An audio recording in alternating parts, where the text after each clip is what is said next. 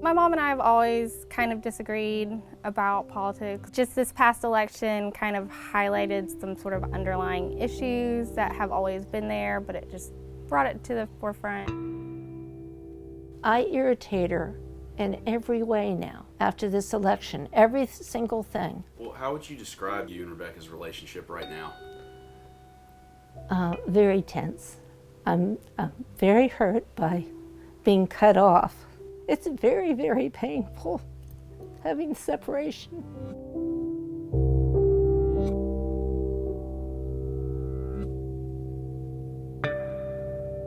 Trump's election revealed a stark division in the United States, a division that goes beyond politics, one that impacts friends and families. We wanted to talk to a family going through this awkward divide together. So I posted this note on Facebook, asking people to reach out if their family had been divided by political differences. Out of all the responses I got, one story stood out in particular. It was from a woman named Rebecca, a married mother of two who lives in Montgomery, Alabama. She also happened to be a classmate of mine at the University of Alabama way back when. Rebecca responded, "For real, I have stopped talking to my mom because of Trump. Not that he is the only problem, but more so representative of a lot of problems already there. Not sure what you're looking for, but yeah, his election has certainly been divisive." However, Rebecca didn't think her mom would be willing to reunite to discuss their differences on camera. But almost a month after Rebecca's first message, her mom, Mary, agreed to sit down for an interview.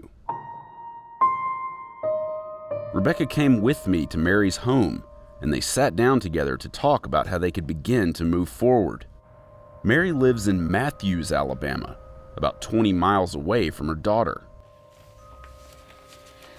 So gotta keep it peaceful, I know that there's, sorry, let me just get by real quick. We don't do anything violent toward each other. It's just, as a Christian, I'm taught to love and forgive. And unfortunately, I'm afraid, from what I've seen in the Democratic Party, if you don't march lockstep, they're going to turn their back on you. Were you ever a Democrat? I was independent. I never, I can't remember whether, yes, I did vote Democrat. I was very sorry I did it afterwards. It was Jimmy Carter. Generationally speaking, I think there is somewhat of a divide that I think is part of our issue, because the world you grew up in is not the world I grew up in. That's right.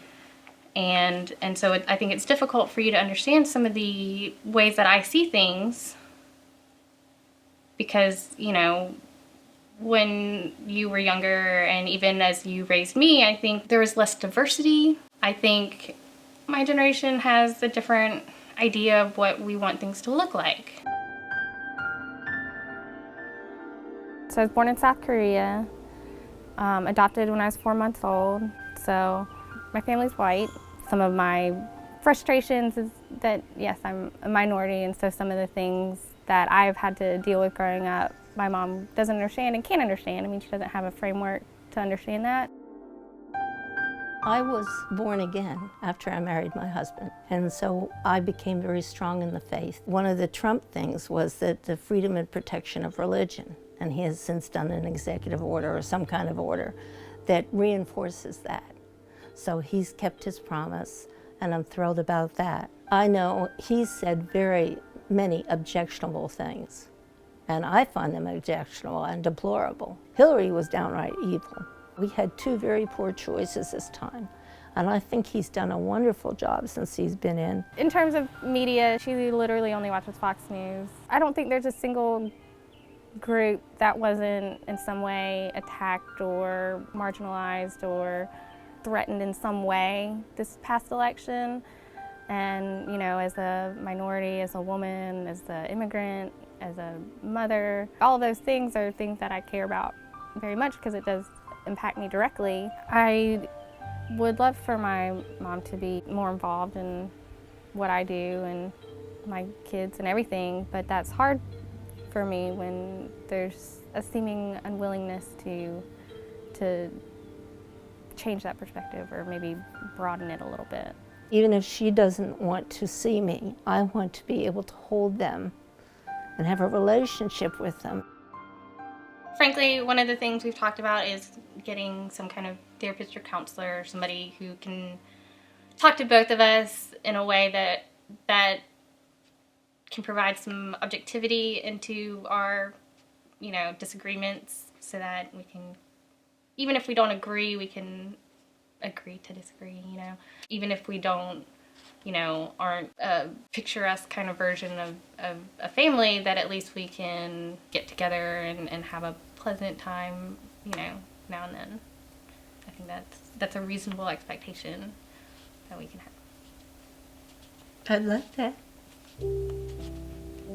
It's very hard with the feeling of separation. Once the camera was turned off, Mary and Rebecca hugged each other. We checked in with Rebecca a couple of months later. She said that since the interview, she and Mary are talking more often.